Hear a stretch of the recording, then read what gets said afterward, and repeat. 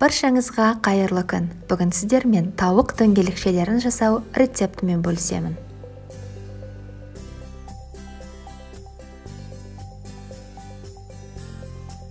Ол үшін бізге 700 грамм тауық еті, 200 грамм күріш, 1 жұмыртқа, 15 грамм көк жуа, 15 грамм кинза, 1 шай қасық тұз, 1 шай қасық қара бұрыш, 2 ас қасық соя соусы, 2 ас қасық жүгері крахмал қажет. Күрішті суға пісіріп аламыз. Тауықтың етін шағын бөліктерге бөліп, блендердің көмегімен тартылған ет жасаймыз.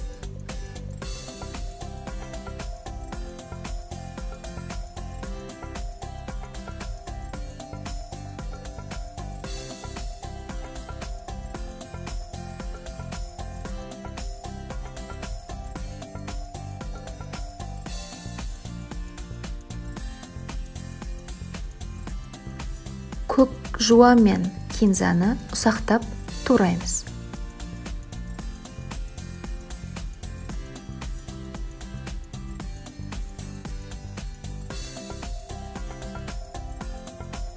Тартылған еттің үстіне көк жуа мен кинзаны, дәмдеуіштерді, соя соусын және жұмыртқаны қосып, жақсылап араластырамыз.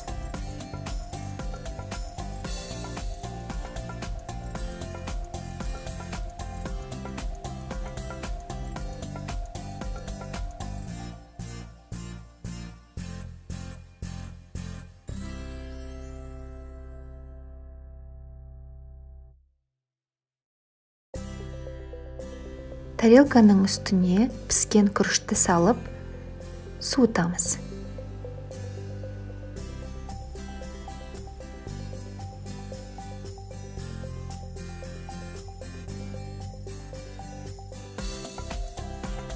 Күріш суығанша тартылған еттен дөңгелекшелер жасаймыз.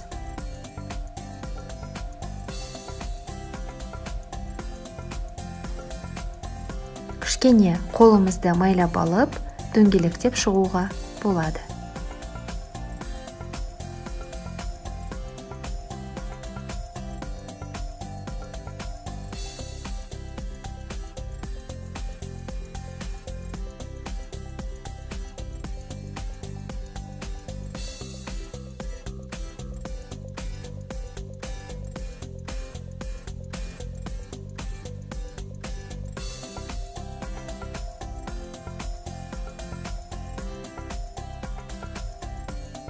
Күріштің үстіне жүгері крахмалын сеуіп, араластырамыз.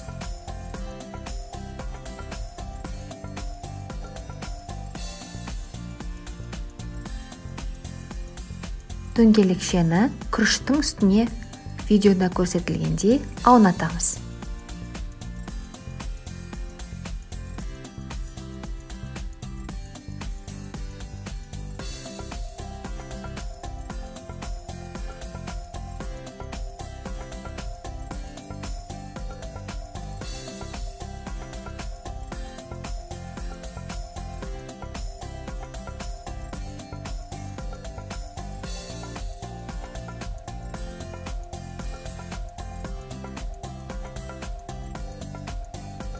Дөңгелекшелеріміз дайын, қызып тұрған майдың үстіне салып, шамамен 6-8 минуттай қуырып аламыз.